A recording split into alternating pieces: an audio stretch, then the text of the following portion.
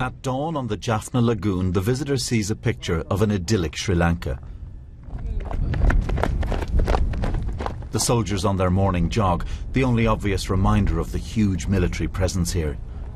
There's no war anymore, but for advocates of Commonwealth values like free speech, these can be dangerous times. This is a display of murdered staff members at the office of the biggest Tamil paper here.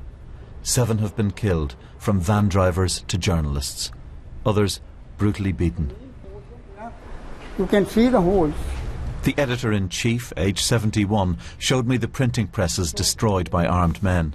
Right, they shot at the machine. They shot up this thing and they make everything. And he now lives on the premises after being attacked in the street, and he chooses his words carefully.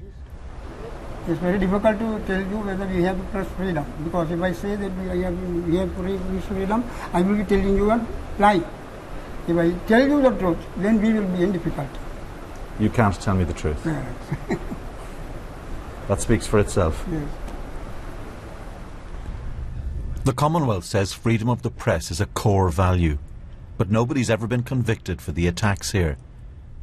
Nor is the threat confined to the Tamil North.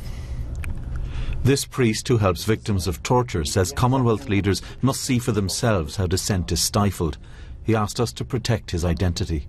Those who criticize or question the government are being silenced in a very brutal way. So they have to be ready either to leave the country or to sometimes even, they are being made to disappear. Prageeth Iknalagoda disappeared 3 years ago.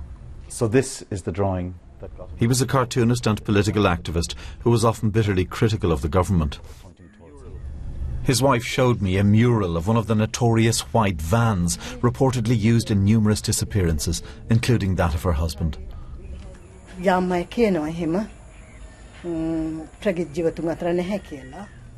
Some people say he is not alive, but I don't think for a moment that he is dead, because if I think like that, my journey will end there. The only religion I have is the faith that he is alive. I do everything believing he is alive. Who do you blame for the disappearance of your husband?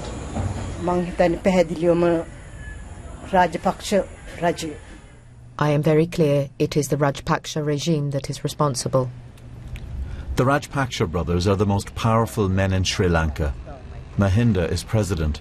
Other brothers hold the posts of Defence Secretary, Minister for the Economy, Speaker of Parliament. Minister Basil Rajapaksa points to the continued existence of independent media outlets, some opposition-owned and critical of the government, as proof of press freedom here. He says the government saved Sri Lanka from terrorism. Thousands of people was killed and we were victims. Our economy was ruined. People have no way to go in the roads or go to market, go to school. They were threatened. Now that situation have been changed totally. I met a lot of people who are very afraid of you. Afraid are of people, me? not of you personally, but of you and your brothers, are people right to be afraid of the Rajapaksas? No, I don't think the majority of this country, you can't satisfy everybody. The people are, definitely they must be frightened if they are doing a wrong thing.